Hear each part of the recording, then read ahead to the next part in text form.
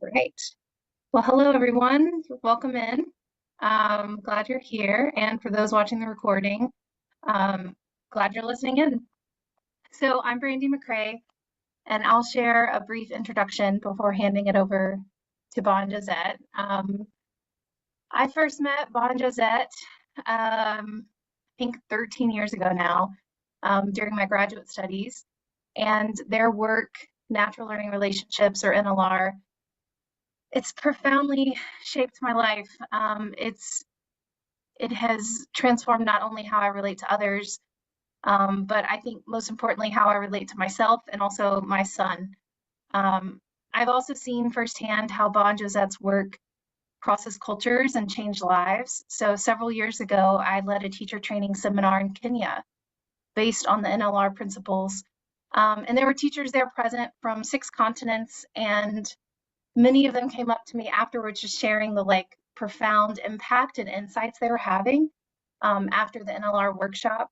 And I just think that reflects the deep universal nature that NLR awakens in us. And I've also worked closely with 18 to 24-year-olds doing tutor training as they mentor students, and watching them make sense of their own development and also the development of the children around them is just incredible. And then also just personally, I've seen how NLR has transformed my relationship with my son and how I view our relationship as a continual dance of mutual and reciprocal development. And I just think that wouldn't have happened without NLR. So that's just a bit about how NLR's impacted me and my relationship with Bon Josette. But Bon Josette have also spent over 45 years contributing to the transformative work, their transformative work in human development, holistic education, and conscious evolution. They are authors, educators, mentors, but most importantly, they are the living embodiment of their work. So I'm so grateful to know both of you and to be here today, and I will pass it over to you. Hi, thanks. Wow, Brandy, maybe you should give this seminar. That was great. Thank you. Gee. So I'm Ba, and I'll speak for a little bit, and then you'll get Josette. And so NLR is an understanding. It's an epistemology. That is, it's not a theory, and it's a way of knowing, which is simply what epistemology means. It's a way of knowing. It's how children know their world. A simple way to talk about that is to name it as consciousness. And just say very simply that consciousness is our knowing faculty. So how do we know? How do we know ourselves? How do we know the world? And despite many great, very insightful and great people looking in to the nature of children's consciousness, they have not asked the question, how do I see through the child's eyes? How do I feel through the child's heart? And most importantly, how do they organize the world? And how can I find that in myself so that we can engage in a mutual relational understanding and commitment to well-being? NLR has a couple of basic principles. One, capacities are innate. They are in us, all the human capacities. However, the development of those capacities depends upon relationship. So it's natural learning relationships. That is, how do we know the world? How do we learn about ourselves in the world according to our natural capacities and have the necessary relationships for those capacities to manifest? As I hope you can hear, that's a different kind of question than most people have asked about children, and certainly most of the both theories and research done in that field. I'm not going to go into all this right now because we'd like to give it to you in this very short time. just an overview of NLR and spend about 45 minutes or an hour doing that. And then from there, really open ourselves to questions, because actually in the world, our questions are really a great way for us to enter into dialogue. Brandy, I think that questions come through the chat to you. Is that how that happens? Yes. Yeah. Okay. Actually, no. So because I'm allowing folks to talk, they should be able to chat, and I'm making them panelists. So just if you just joined in between, I'm going to make everyone a panelist so we can see you and also see you in the chat if you want to come on video. So just a little side note. And I will say that any of you who can come on video, I'd love it, because I like talking to people. Thank you. But whatever you choose is fine. So development depends upon relationship. And we're talking about how children know the world. Yet, that's all we want to give you.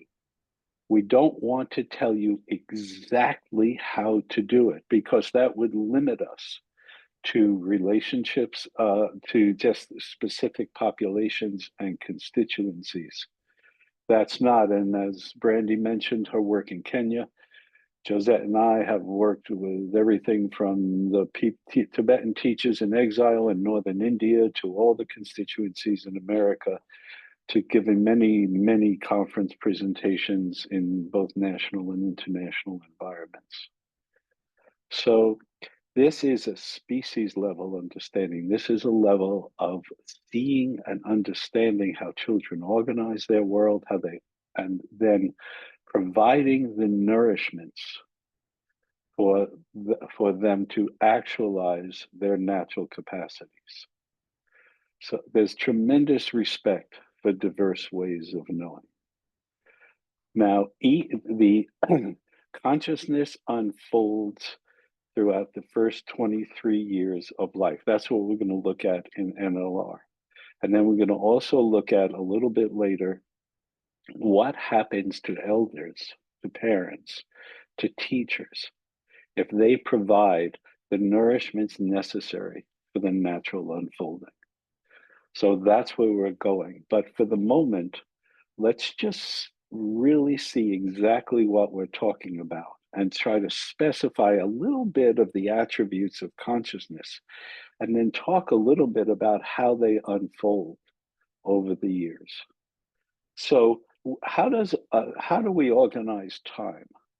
Every living organism organizes time in different ways at different times, from plants to all the animals in the world. We go through this unfolding of what's available to us in the way that we see time,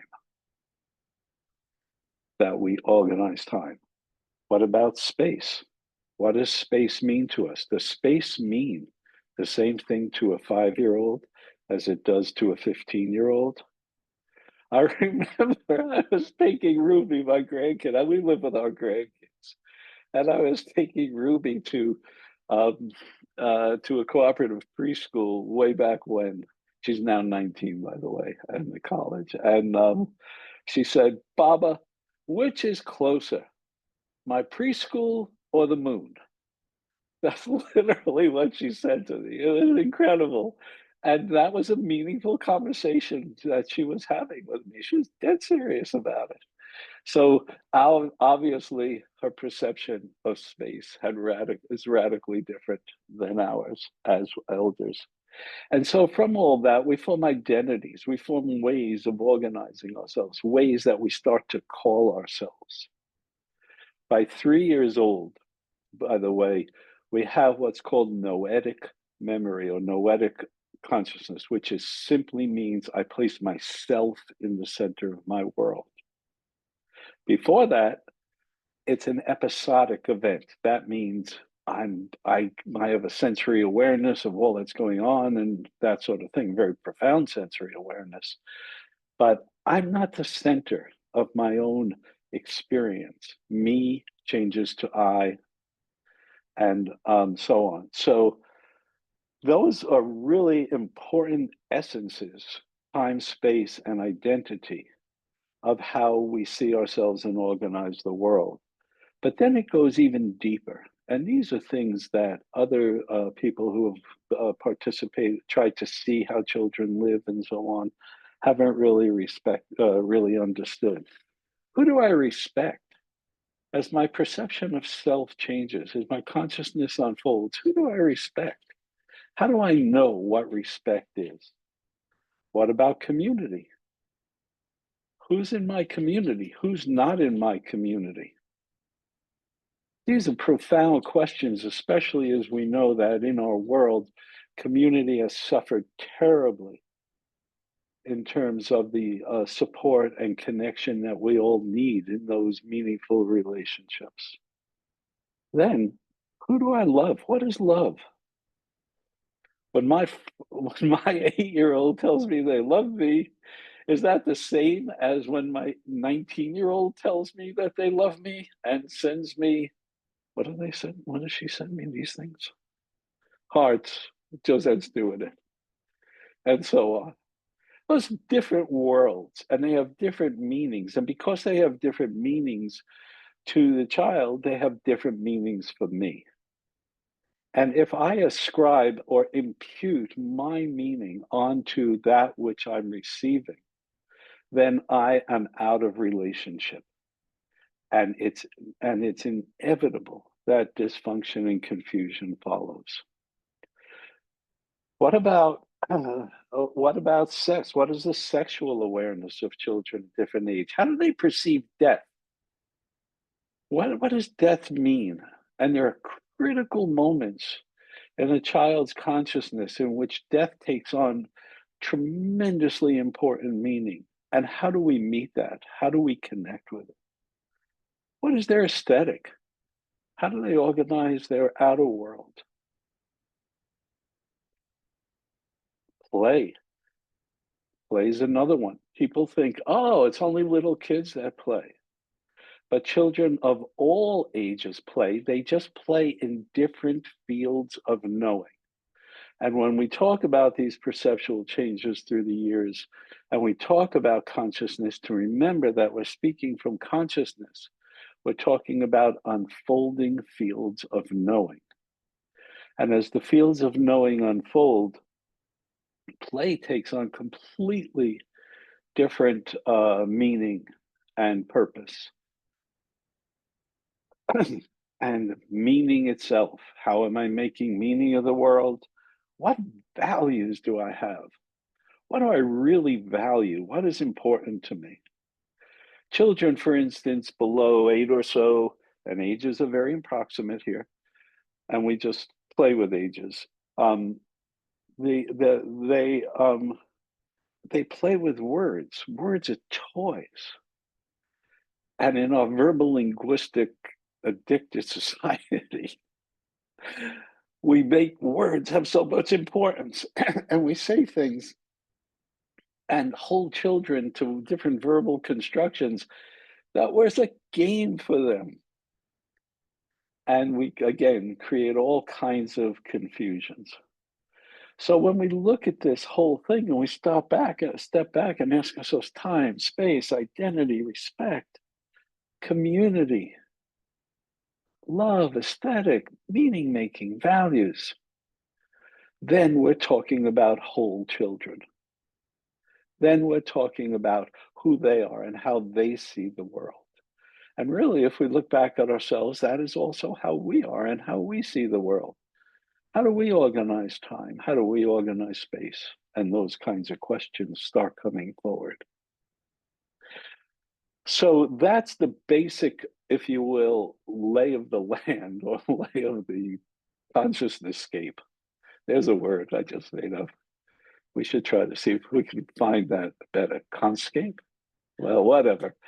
That we're playing. It's always a play. It's always an experiment. We don't have this ultimate mystery solved, and we don't need it solved. What we need to do is unfold our natural capacities. And those capacities are much, much more profound, then we are bringing them forward now, generally speaking, in our relationships and in our society. So in each of those unfolding fields of knowing, there is an organizing principle that is a central well-being aspect of self that the rest of life organizes around. We're kind of unsure as to whether to go into all that right now or not. It's obviously leads us to more profound and deeper questions.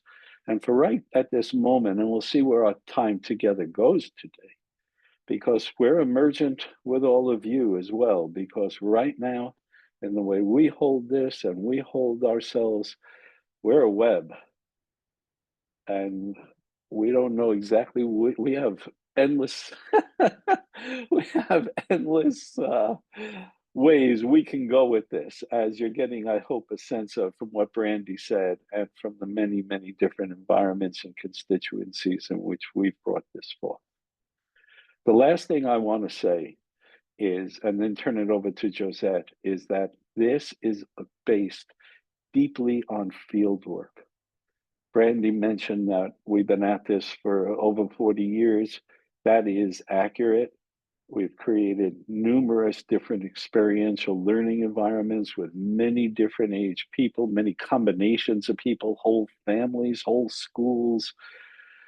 And by the way, one other thing to mention is that we have applied, and this is one of the wonderful applications of NLR to rites of passage. And we've been very fortunate to be facilitators for rites of passage, which unfold according to the consciousness opportunities of the people involved, certainly kids, but also whole families. So that's just an overview of the field we're going to play in. And I hope that that means that you're in the right place. And if you're not, just text Brandy privately and she'll strike you off the mailings. Okay, I'll turn it over to you, Josette. Thank you, Ba, and thank you, Brandy, for the beautiful introduction. So let me just pick up where Ba left off. As he talked about the field of knowing, which it changes the perceptual ability of how the child knows their world and how they know themselves. And as the child changes their ability to perceive, or their field of knowing, what they're capable, or the innate capacity that's available in each age of development comes to the fore. But what really does the child need from us is relationship. They need, the environment is the matrix in which the child is growing, in which the child is constructing self. And each age of development brings forth new abilities. And so when we understand what a child is capable of at each age, we can offer them the right balance of support, of freedom, and that fosters confidence, independence, and a healthy sense of self. But our relationship with them means that we're creating the environment and we are a part of that environment. That includes our attitudes, our sense of time, our relationship with them, and the developmental nourishments, the psychological and emotional nourishments that they need. When we are able to supply, or first of all, understand what the nourishments are as children grow, and how to understand what they need in each different field of knowing, then we can create environments that support the psycho-emotional development of the child and bring them to optimal well-being, because this approach focuses on supporting well-being and not necessarily on only focusing on what's wrong with the child or how to fix what's wrong, which was a lot of what people tend to focus on, but instead what's healthy and what is well-being and how can we support well-being. So just as we need various diets, so can the psycho-emotional relationships and nourishments be provided in many different ways, as Bob pointed out. So NLR is not a template and it's not a theory. but an invitation to engage in relationships that bring forth optimal well-being in children and in ourselves simultaneously.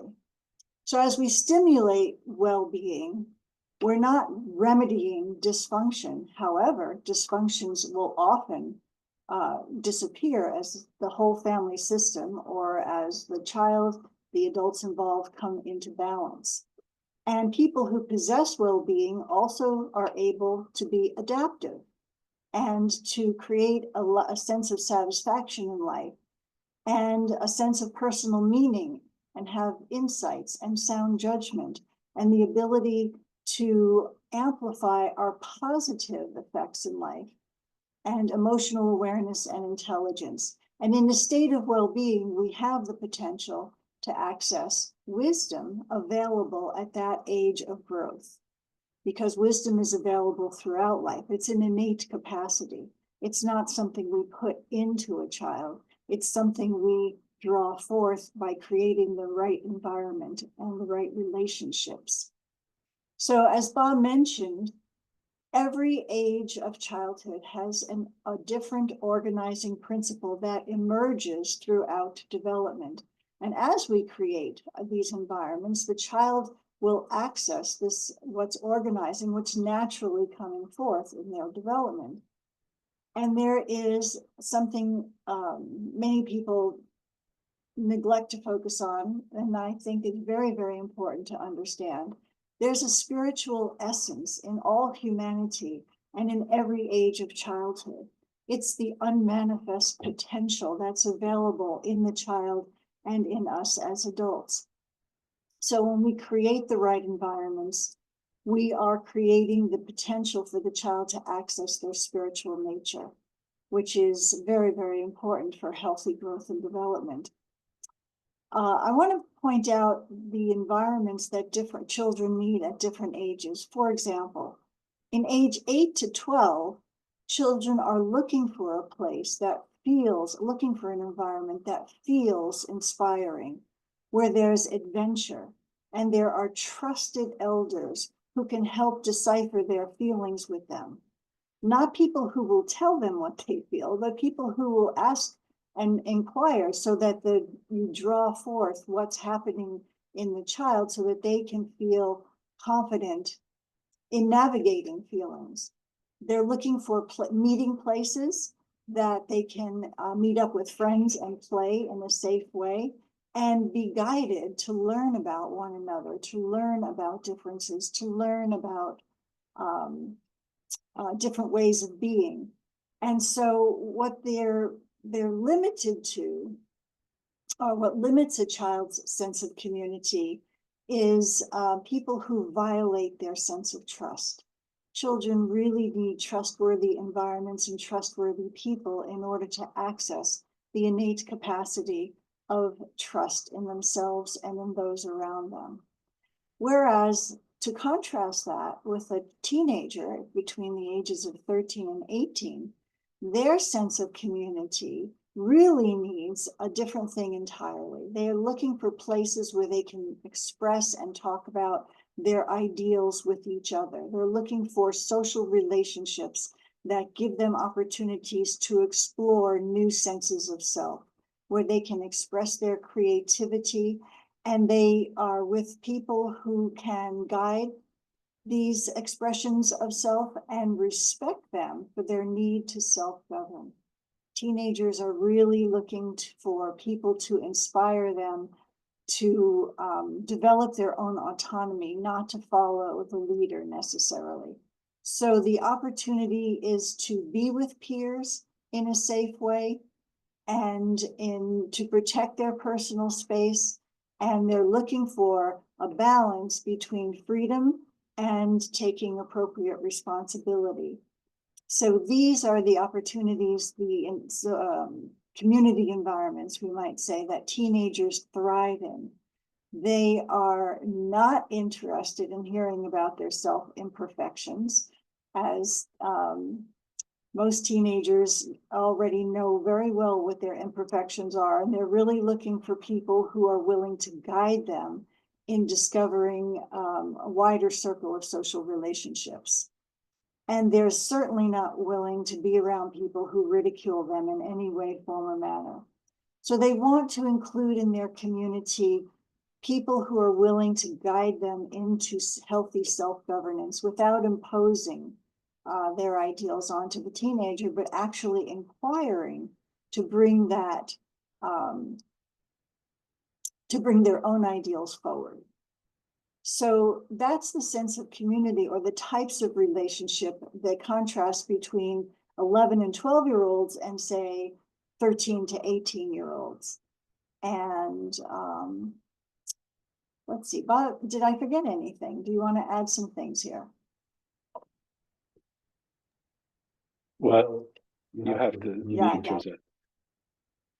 Well, we always forget things because this thing is just an emergent, growing, ever evolving understanding. So I don't know if you forgot this, but I want to go, what you said stimulated me to go back to certain things. One thing is when we speak about nourishments, which Josette just gave a very, very brief examples of, we want to make it clear that it's just like a physical diet. Every child needs food, protein. Every child needs protein. And yet, how do we provide it? Well, there's so many different ways. And every culture has their way of providing it. So there's no comment when Josette talks about, for example, providing an inspirational environment for for kids between 8 and 12, that you could do it in 1,000 ways, and but it needs to be there in the same way protein needs to be there. That's what has to happen. And we can talk about the different, and we do talk about very deeply in coursework, the different nourishments that are necessary at the different fields in the fields of knowing. But again, it's also back at you, so to speak, because every child has a different combination of how they can tolerate protein, for example, or how they can tolerate loving touch, which is very important in the early years, and so on. So yeah, that's how we allow people to find themselves in it, because you have the children. And when Josette said also, we work in well-being, it's very important, and a lot of dysfunction does disappear. Every meaningful humanistic spiritual philosophy and so on will talk about the innate wholeness, the innate well-being that is in each of us, and it's struggling to come forward, and it's inexorably moving to come forward. And if you really think about it for a second, we wouldn't even talk about dysfunction if we didn't have an understanding, if we didn't have a knowing, an inner knowing that there's something better, something greater, something more whole, something more relational that we have inside of us. So let's get on the side of that. Let's get on the side of doing all we can to bring that inexorable well-being forward. And then let's see what's left, because a lot of the dysfunctions and problems are the results of conditioning and simply seeing children as behavior. And that's the last thing I want to go back and cover. And that is so many folks only know the children as the behavior of the children. But behavior is an indicator. It's not essentially who we are. A child 9 years old or so who has this tremendous need for community and feels betrayed and then gets angry is telling you there's betrayal in the environment. They're not a problem, they're a gift. They're reminding us, because it's always the whole environment, it's always the relationships. And when we begin to get past behavior, which is ultimately, if you think about it, a transactional way of being, and allow ourselves to participate, truly participate in consciousness together, then we'll look at the behaviors and we won't judge them. will go, oh, here's this arising behavior. What can I learn about it?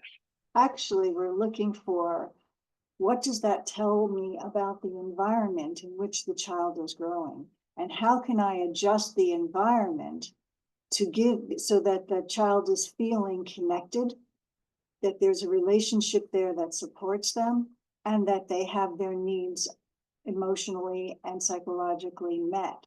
And in that respect, the adjustment of the environment creates an entirely different opportunity for the child to come forward, and behaviors that people might call dysfunctional tend to disappear. So again, we're back to environment. We're not about punishing the child. We're about, if the child is acting out in a certain way, that's a cry for help. And that cry for help says to me, something needs to be adjusted in the environment and in our relationship to draw forth the innate capacity that we know is there. And that leads me to discussing and opening up the question of, what is the relationship that is wisdom-based, or in natural learning relationships, we call it wisdom-based relationships? Well, what is the opportunity there available for all of us to relate to children from the standpoint of appreciation of the child's emerging consciousness, not just teaching them the things we want them to know in the top-down information delivery way?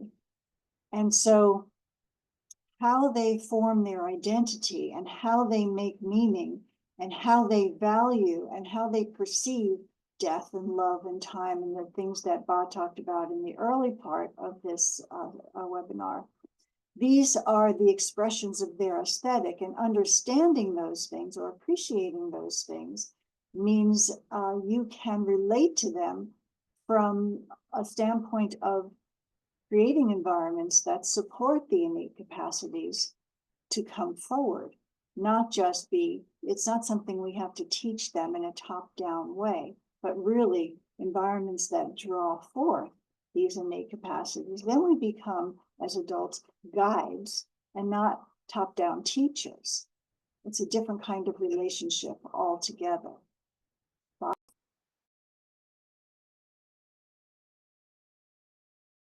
Sorry, did I call upon you? No, it's just that all these things come, as always, my overactive understanding just jumps into all these different places. So just to say what's coming to me right now, I want to point out a couple of really unique aspects of natural learning relationships for a moment. One is that even those who have tried to participate more in the holistic nature of children often just see, well, there's a field of knowing, maybe birth to 8-ish or so, maybe 8 to the teen years, and then you've grown up. And NLR makes a distinction because there's radical changes that happen in the fields of knowing right around 18 or so. And those really aren't seen or understood very well at all. And so we actually talk about 4 different fields of knowing, not 3 developmental stages. And the distinctions are enormous, because one of the most radical changes that happens there is our sense of time. It's really not until then that our sense of time becomes past, future, and present, and we can even begin to play with those notions. And I invite you all to talk about, if you have children of different ages in your life, to talk about them, to try to understand how they see time. But there's radical changes, because with the changes in, for instance, in time, and then all of a sudden the future, I realize who I am. So there's a much more profound sense of my identity, who I am. It is who I'm being is going to have a large effect on who I become. In other words, that whole connection and my whole notion of values changes.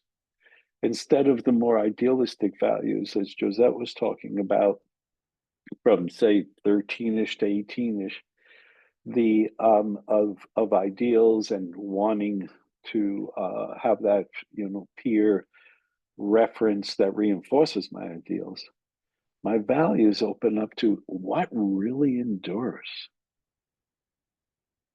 what is really carries through in terms of time. And I'm just giving an example there of why we have a different notion. Another place that NLR is unique is that NLR can really talk about transitions between fields of knowing. And again, this is a pretty unexplored understanding out in the world. And why that's so important is because when you start to understand the transitions between the fields of knowing, those are the ages where people have the most difficulty. 8 to 9, 7, 8 to 9, and then again 12 to 13, and especially like 18 to 19 and so on. So I won't go through all the details of how to back up what I'm saying right now, but I will say that that understanding of transitions is just like birth. You know, there was conception and then there was 9 months until birth. In the same way, these fields of knowings come in, but they don't just, they're there, they're conceived, but they're not yet come to true fruition. And there's really profound psychological and emotional events that allow the movement from one field of knowing to another. And each field of knowing is like a new birth, literally like a new birth, a whole new way of seeing oneself in the world.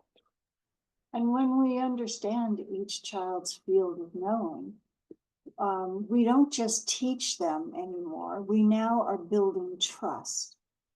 Children trusting us at an early age and building that trust and putting in the effort to relate to them in the way they see the world builds a confidence in them and in us such that when, as they grow, the communication doesn't break down. It increases because the trust is there, and it inspires learning, and it honors the wholeness of who they are and who they are becoming as they grow. So we're, again, not telling them who to be, we're more in relationship with who they are and bringing forward the innate natural capacities that are there.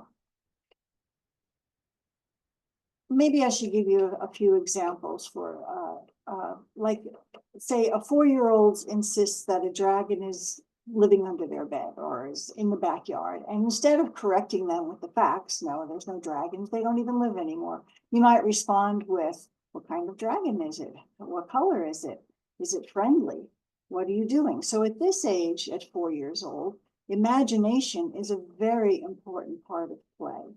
And it's a very important part of their emotional development.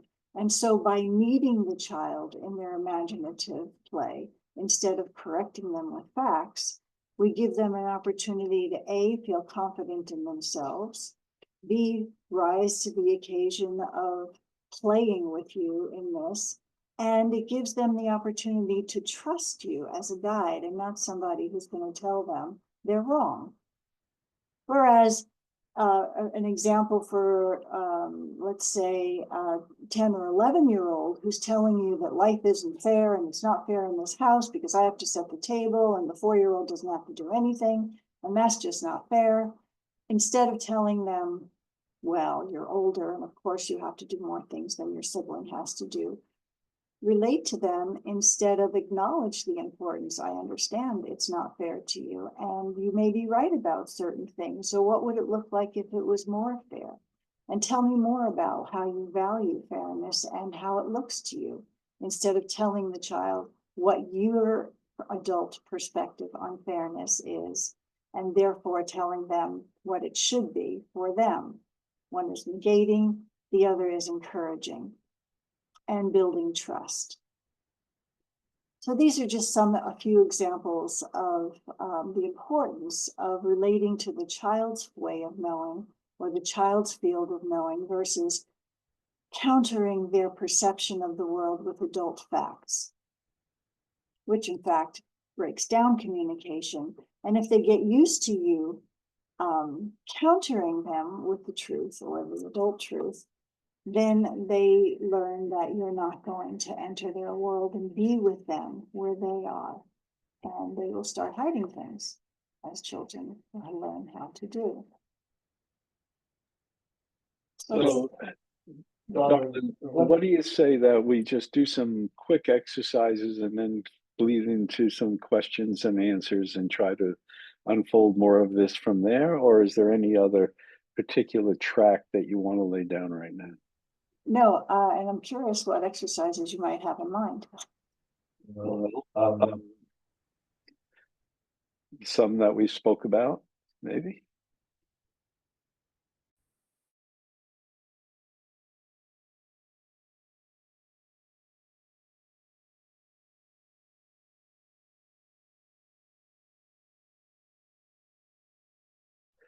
So we're just going to ask you to do some internal contemplations for yourself, and not necessarily to share them, but just so that you can see in yourself that these fields of knowing also were unfolding in you. But if you're like so many of us, then maybe not Brandy's kid Max because she's on it, but uh, then you can start to get a better feel for how this lives in children. So first, we just like to, so just take a breath and get relaxed. Don't have to close your eyes or not close your eyes or anything at all. Just get relaxed, and going to ask you to look back at your own life and try to look in yourself and compare how you knew time when you were 5 years old compared to how you knew time when you were 14 years old. And really try now to take a moment and really sink in. And really, even if you can, try to either visualize yourself at those ages or look at certain behaviors or look at just certain ways that you could tell how time was different for you in those two times of your life. So we'll just be quiet here for a moment and let you all do that.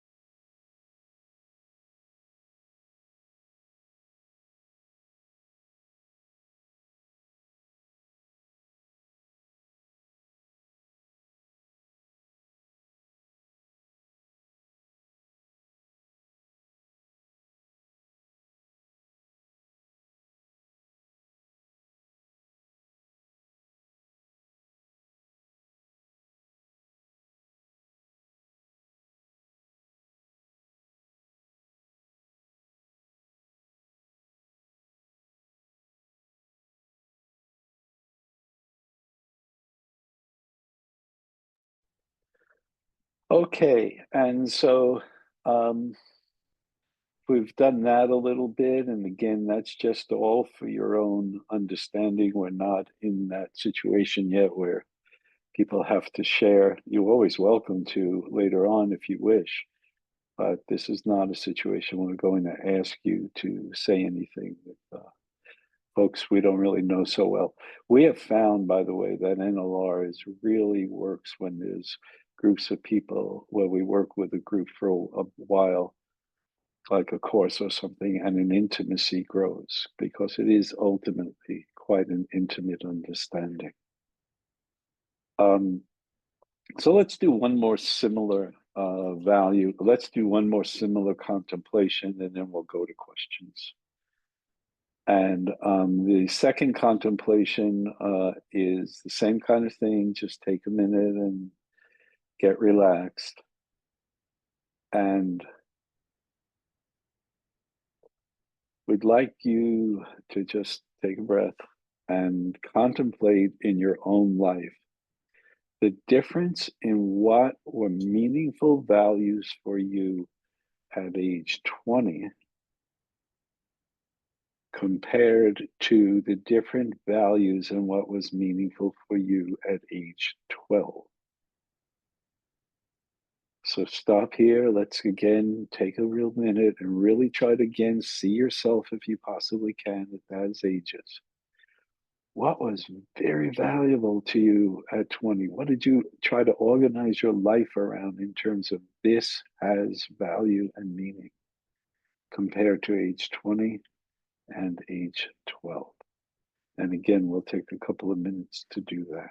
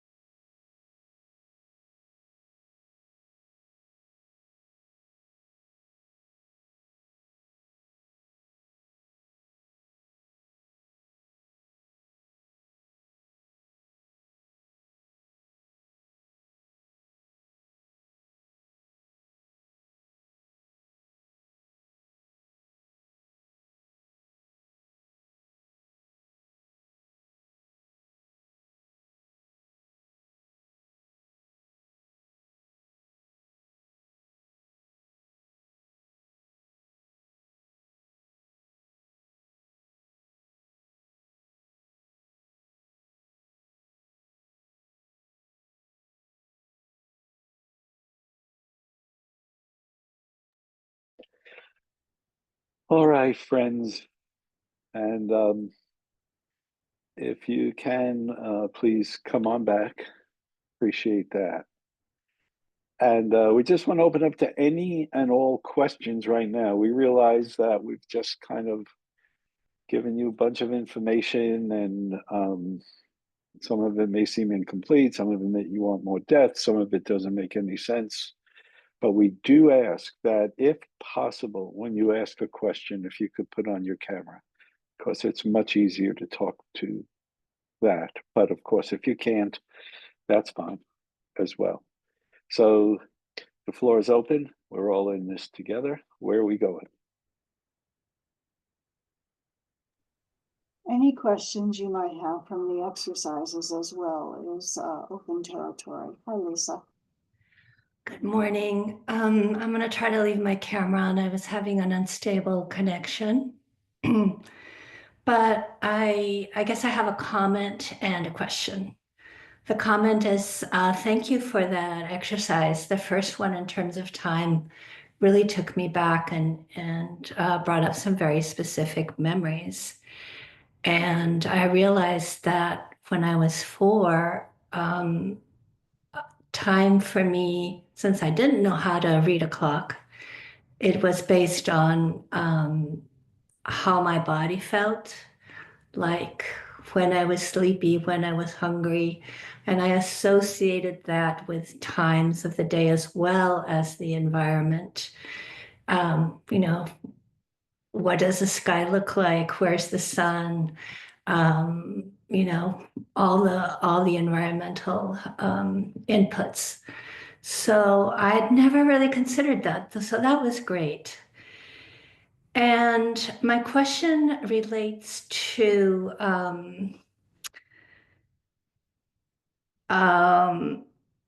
well, I'll start here.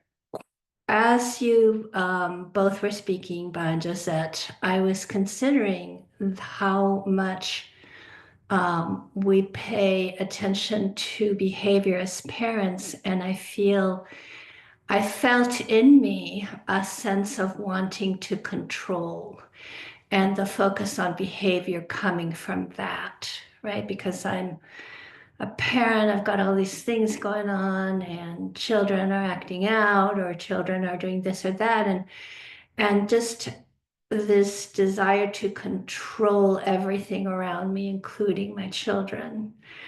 And what is there to control? Well, behavior, right?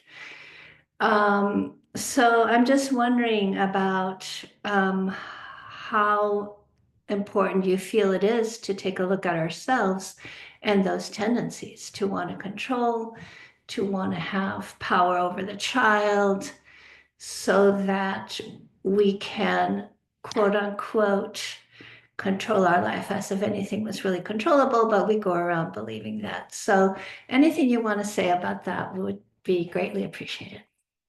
Thank you, Lisa. Well, of course, we most in households these days, both parents work. And so time is of the essence. And so our response to that kind of tension where time is pressing on us always to get home, cook dinner, get the kids to bed, read stories, get it done, is always part of our lives. At the same time, we are both paradoxically in control, as we are the adults in the situation, and to have no control simultaneously. So recognizing, utilizing the understanding of what the child is capable of seeing, their field of knowing, what they're capable of understanding, the relationship that's necessary, we can guide, because the form of control we can exercise is guidance. We are the guides in the situation, and so we can guide the environment, use the environment to guide the child. For example, if we're feeling like the day is over, dinner's been done, and now it's time for bed, and the kids are running around the house like crazy, we might control the environment by tuning down the lights, by putting on soft music, by creating a soft, warm atmosphere with storybooks.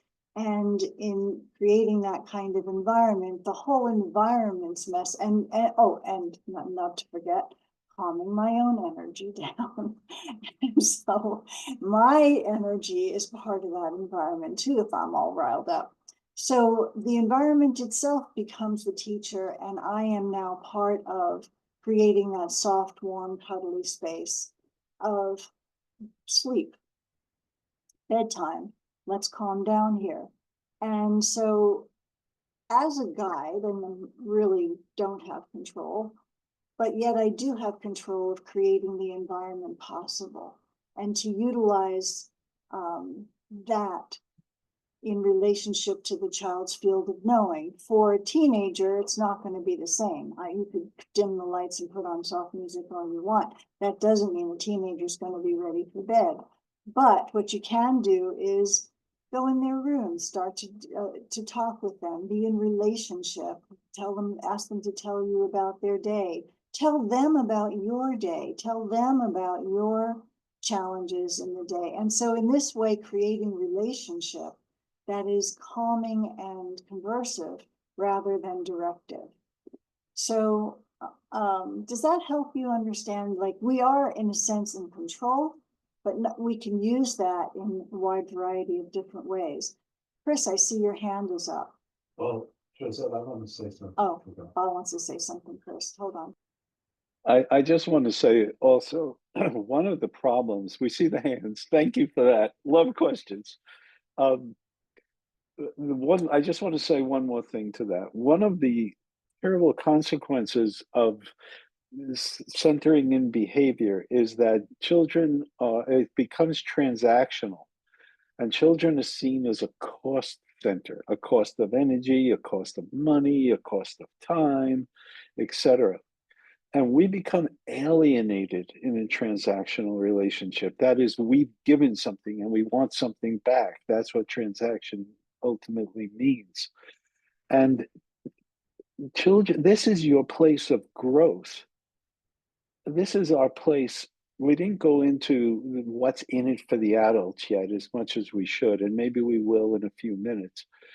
But this is not something over there. This is our place of growth. This is our learning that's at stake. It's completely selfish in the greatest way possible to put yourself in the middle and let the family unfold.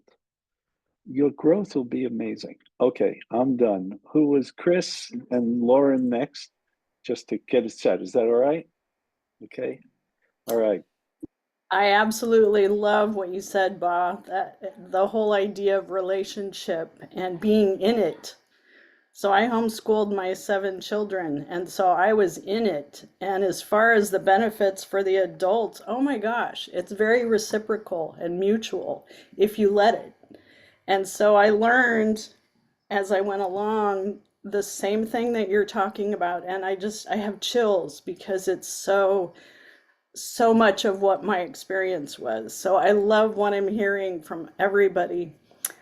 The thing that stood out the most to me that I would love to have you expound on a little bit, it's not really a question, but when you said wisdom-based relationships and that the wisdom is innate in the children already, like, again, I have chills because that was my experience with my younger children as I had learned kind of the process of how this all works. And I've never heard anybody articulate this like you have. So if you could touch on wisdom-based relationships, because that was my experience. So I would love to hear you. Sure. When we understand each child's field of knowing, we understand that, for example, from up to about 8 or 9 years of age, their relationship with the world is through the exploration of their body, crawling over, crawling under, just exploring all the world through their body explorations. There is a wisdom of the body that can navigate the world safely, that can approximate space, and a proprioception that develops in the child's sense of relationship to space. For feeling development from 9 through 12, there is a wisdom of feeling relationships that children are very, very tuned into, especially 12-year-olds, when they're nurtured in their feeling development, and can develop an organized trust in relationship to the adults in their environment. And when we are, that doesn't mean they have a sense of the future. That means they have a sense of the feeling relationships in the now. So, and teenagers also have a wisdom capability available in their relationship to social environments. So if we understand development and how the field of knowing shifts and changes as the child develops and grows, we can be in relationship with what's innately available, which is in us simultaneously. I mean, we've been through childhood once ourselves, and whether we got full access to our developmental needs or not, when we create the environment necessary for a child, then we simultaneously can access that wisdom available with them. We slow down, we in relationship. And so that innate ability in them meets the innate ability in us, and there's a meeting between the two. And that is a relationship that is supportive of what's available in the child. And that's what we're calling a wisdom-based relationship. So we're not telling the child who they should be, we're being with them in what's available. And that requires understanding development. Does that mesh with your experiences? Oh, definitely. Definitely. Although I feel like I have more precision to learn as I engage with you all.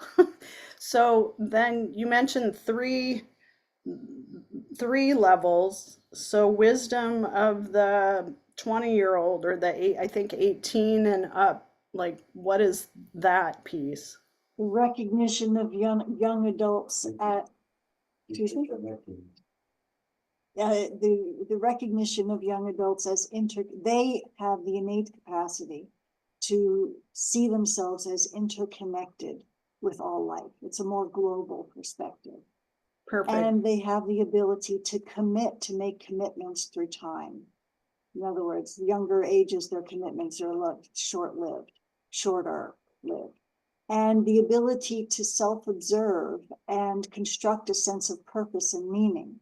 When we create environments that are relational to these developmental needs, relationship needs, we simultaneously also can re-examine our sense of purpose and meaning, which is always changing. We can also self-observe. We can see ourselves as interconnected with all life as well. And when we work with young adults, 18 to 23, in those capacities, we have the opportunity to meet them there and put ourselves immersed in that environment simultaneously. Thank you. Very helpful. You're welcome. You're most welcome. Lauren. Oh, okay. Rock and Please roll, go Lauren. ahead. I think maybe my question would be best asked as an invitation for you to point to other resources because I see the time, but I'll just say sort of two parts. Generally speaking, when I listen to both of you, like from a paradigm and worldview perspective, what you say just lands very completely and is conciliant with my own. And so where my curiosity is leading is as a parent and as someone who has been in and is still in sort of the broader territory of education innovation, but also of adult learning and development. When you say little things kind of like, oh, the field of knowing or development, I'm immediately like, what is the narrative description that you would use of those fields of knowing? What are the related developmental notions that inform, how you're thinking about development? So I'm sort of hungry for like a little more of seeing into the territory of the sort of, not the body of work, but I guess that's kind of what I mean. So that's sort of a request for maybe you to point in a direction, maybe. Well, sorry, that's not on purpose. I know those things just pop up. I just turn mine off. They don't come near me. So thank you, Lauren, and thank you. And yes, that we can point and we will point, and we'll do that a little later on. But for the moment, when we talk about an organizing principle, we have a very specific definition of that. I'm going to look here. Josette, do you have it handy? Maybe you have it handy.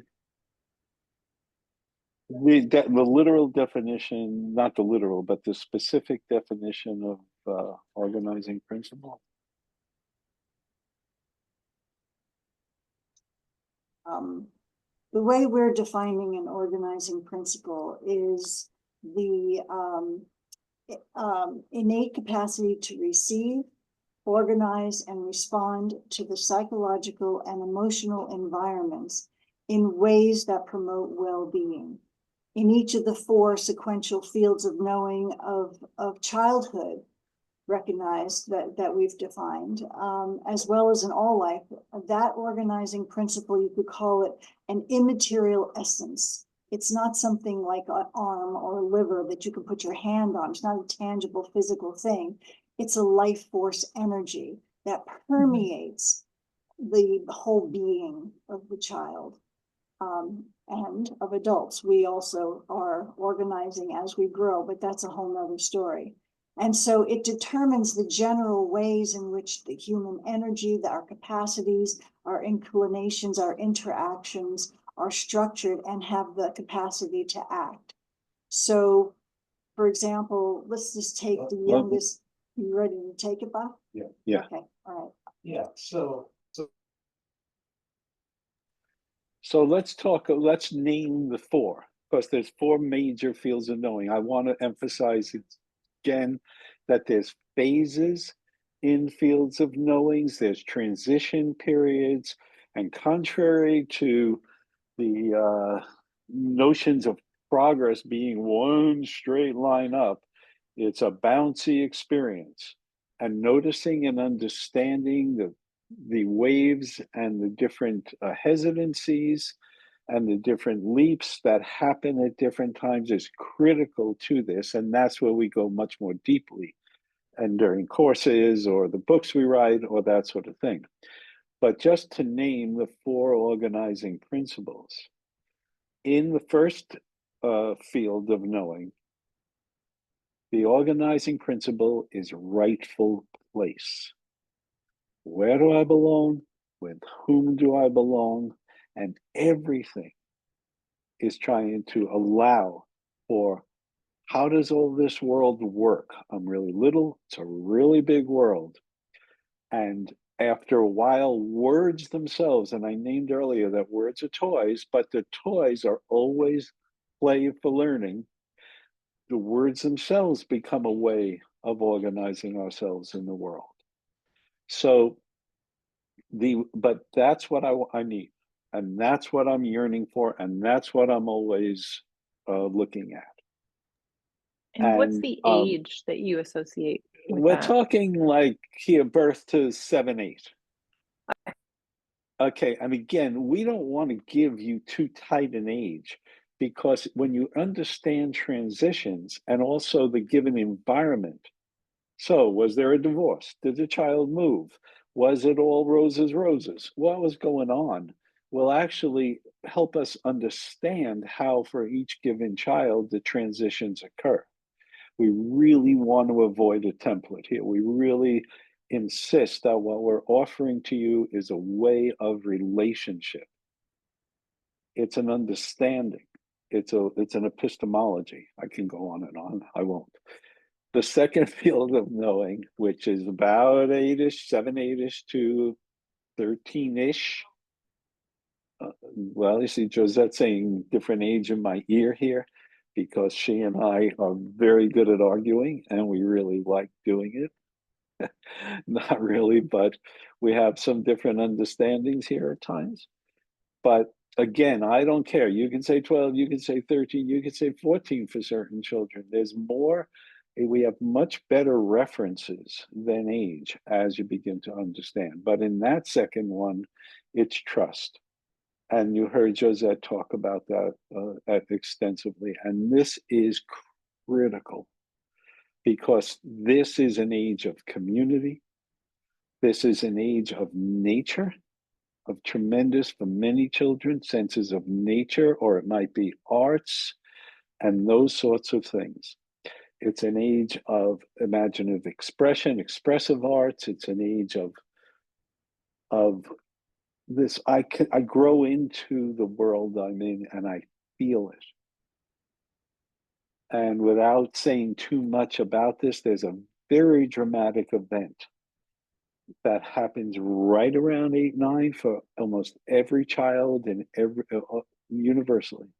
And that is, we become aware of our own mortality, not death. Death starts around 5, 6, and we do go into this in depth at other times. But at 9, I die. And what happens when I know I die? Relationship and feeling expands dramatically. Look at the poetry and the art in the world, for example.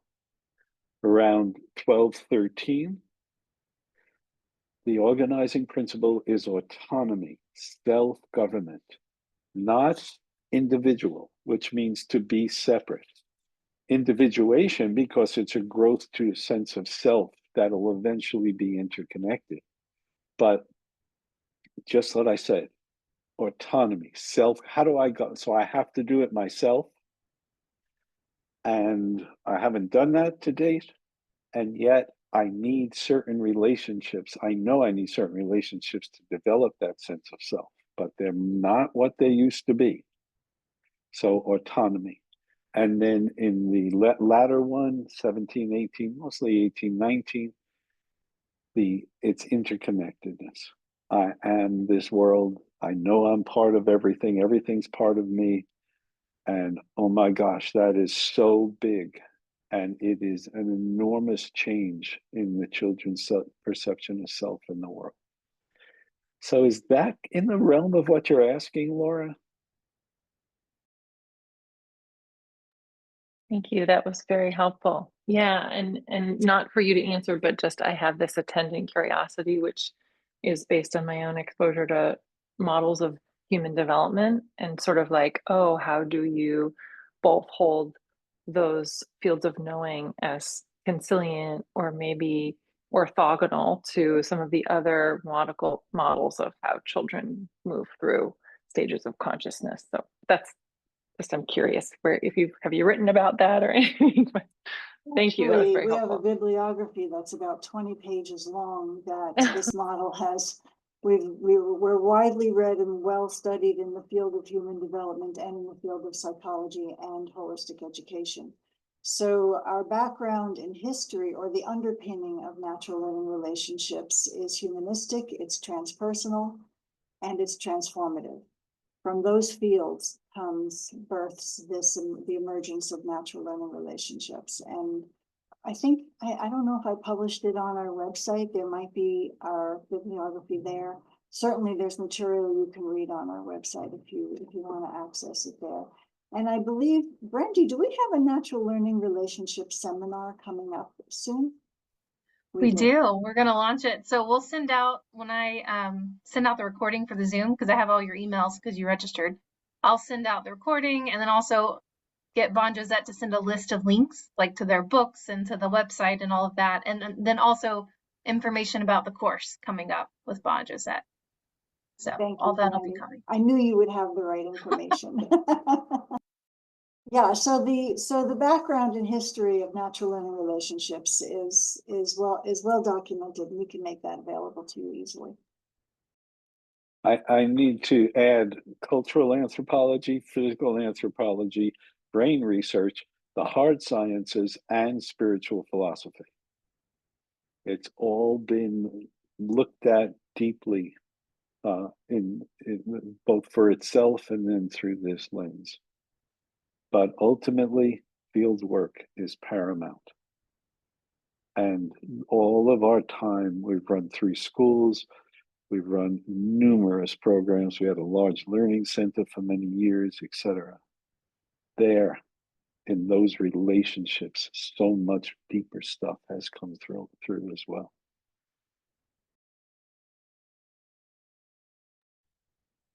Thank you for these great questions. Appreciate that. Are there any other questions or information anyone would like about any aspect of what we've said so far, or ways that you're dealing with children and being with children in your own life?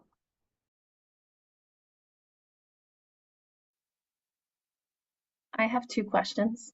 The first question is, I know that as you've gone through the work, the fields of knowing, can you describe why fields of knowing and not stages, kind of to like what Lauren was talking about, like traditional models? So like just how you think about that and how it's different. And then my second question is, could you describe well-being in each field of knowing, just to give us a taste of well-being, since it is about well-being and not dysfunction for each of the fields of knowing.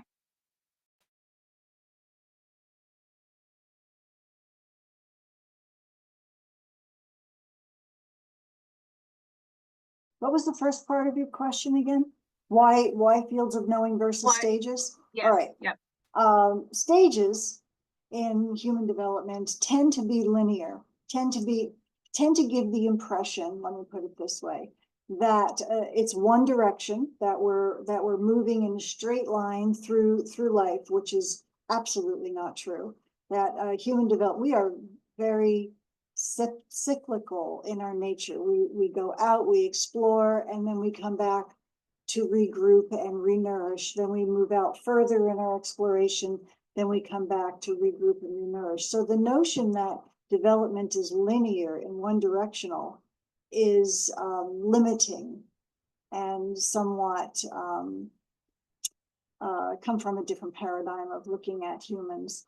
And so that's one thing that we're countering in fields of knowing. Secondly, we're looking at consciousness and not at behavior. So human development often was based on observations of children in laboratories or in very specific stage settings. Whereas if we're looking at the evolution of consciousness through human life, particularly through childhood, we're looking at how do we know? And when we look at how do we know, we couple that up with brain science, we understand that our way of seeing the different parts of the brain that we're mediating the world through is capable of seeing entirely different aspects or fields or ways of knowing. So it's not what we know, it's how we know. And how we know is coupled with our developmental moment in life and our capacities and capabilities that are available. Bob, do you want to expand on that anymore? Oh, I'd love to expand. So thank you. Well, a stage, just think about it. What does it mean? It's just like Josette's linear means we've been here and now we're here. As if, what do you mean? What happened? How do we know what happened? That's why I mentioned transitions as something as a profound part of NLR going forward, so that we can understand it. It's an incredibly textured experience going from one field of knowing to another.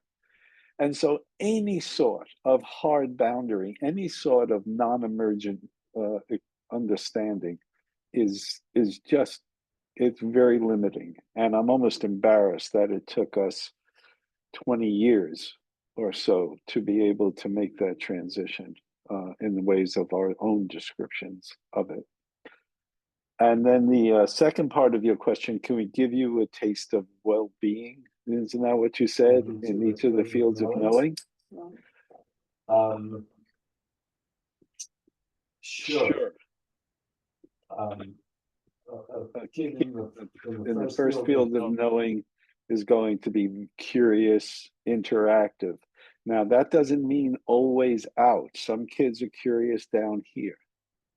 They're going to develop a nice sense of proprioception, which means I'm learning very profoundly, and I'm able, certainly by the time I'm 5 or 6, to know where my body is in space. So if I want to jump a boulder when I'm out in nature, I'll have a pretty good idea of what I can and can't do and that sort of thing. By 3 or 4, I'm able to explore move across various terrains, for example, and that sort of thing. So, sure. Okay. So it's that place, and I know where my place is. I have a better and ever deeper sense. I'm with these people in this place, and that gives me the courage to expand that sense of place gradually. So as I move to 5 or 6 or even 7 now, I'm expanding that sense of place.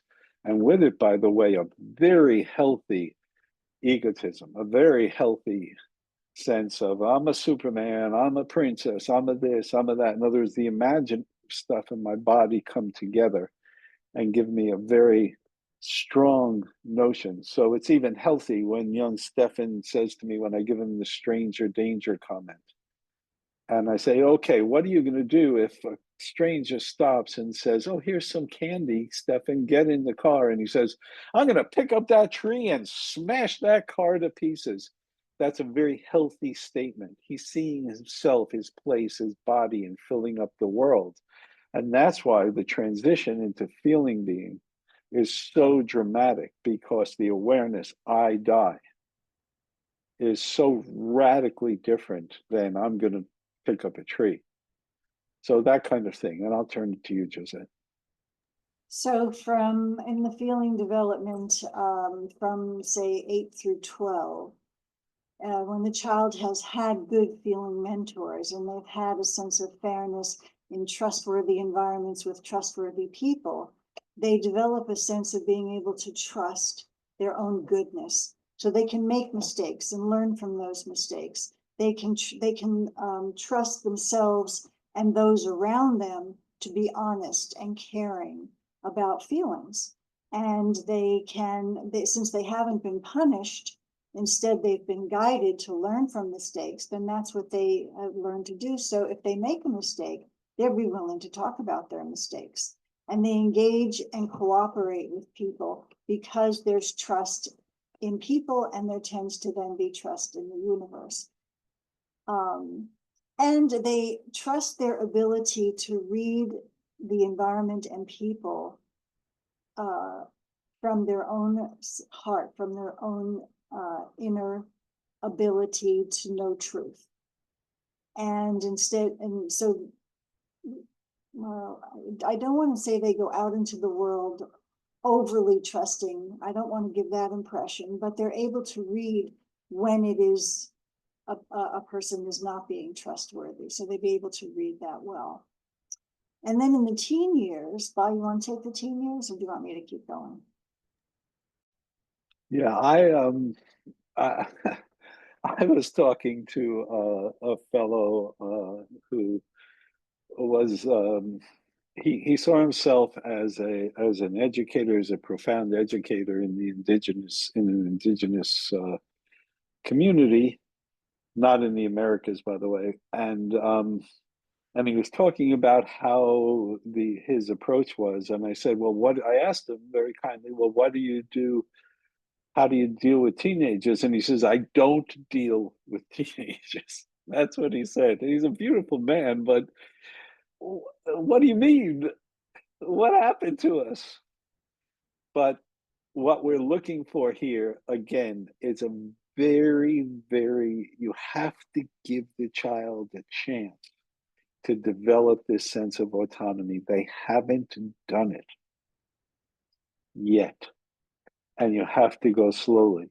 So ideals can succeed one another very quickly, sometimes in the course of an afternoon. And in the same way, peer groups also change because the peer groups each hold something different for them in terms of their own sense of self and development. So you want to be very careful there to only create the boundaries necessary for health, for well-being, for safety, and to give them a wide field. Suzuki Roshi said, to tame a wild bull, give out a wide pasture. Don't have boundaries, but make sure there's room to roam. And so slowly but surely, they'll try on different ways of exploring themselves. And we want to be very patient, and we want to maintain that we're here for support, that they know we're here for support, and that we love them, and that their explorations are completely welcome. And so we're hoping to see that movement out. And then when it gets too rough for them, because they'll overextend themselves at times, we want to just be, okay, let's draw it back and let's gently, and so we have just gently offering ourselves as inquirers, and they'll often respond to that and try to understand more deeply what's going on. But we would expect we have 3 minutes. Oh my gosh. Okay. Well, so we're looking for that explorative quality to them. And by 15 or 16, we will hope they've settled into something that matches their ideals. They'll be very loyal to that, whatever it is. Very, very loyal to that. And we're also So we want to looking, see that loyalty. and we're looking for children who develop a sense of resilience, that they can see themselves as resilient people to be able to bounce back. From the reasonable being perspective, We are, after, recognizing their ability to commit, their sense of equality, their achievements, recognizing them as capable and able, we see a health emerging that there's a sense of enduring values, values that last through time. Life has purpose, life has meaning, and they find a sense of direction for themselves.